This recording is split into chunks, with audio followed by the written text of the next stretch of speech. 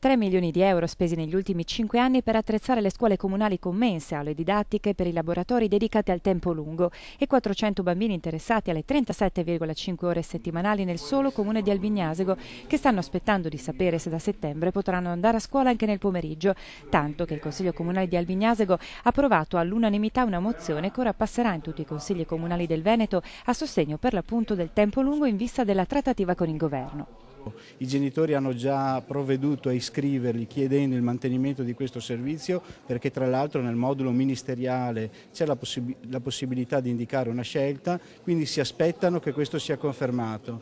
È quindi obiettivo di tutti i sindaci muoversi perché sia difeso questo diritto dei cittadini.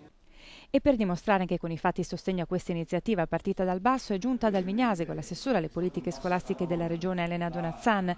Sarà proprio lei nella conferenza Stato-Regioni a mostrare alla Gelmini quanto la scuola veneta, in particolare quella primaria, sia virtuosa e quanto abbia fatto in questi anni. Le scuole venete primarie infatti hanno proceduto ancora nel 2000 ad un ridimensionamento che ha portato alla chiusura di molti plessi e ha fatto risparmiare in questi anni con un'attenta politica economica un 30% sulle spese dello Stato, riuscendo addirittura ad utilizzare le risorse statali destinate agli insegnanti del tempo normale per quelli del tempo lungo.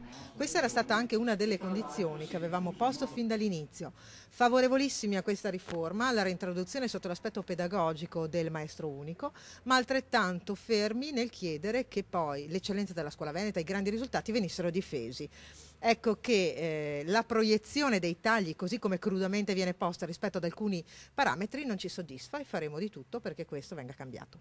Credo anche che i servizi alle famiglie, perché poi di questo stiamo parlando quando parliamo della scuola, la prima parte della scuola, debba essere una risposta certa da dare fin da subito, ma soprattutto perché altrimenti dobbiamo organizzarci. Dobbiamo organizzare come abbiamo già fatto peraltro. La Regione era già intervenuta per sostenere gli insegnanti di sostegno nella scuola elementare, per sostenere le alfabetizzazioni, quindi la grande parte dei studenti extracomunitari che hanno bisogno di rinforzo.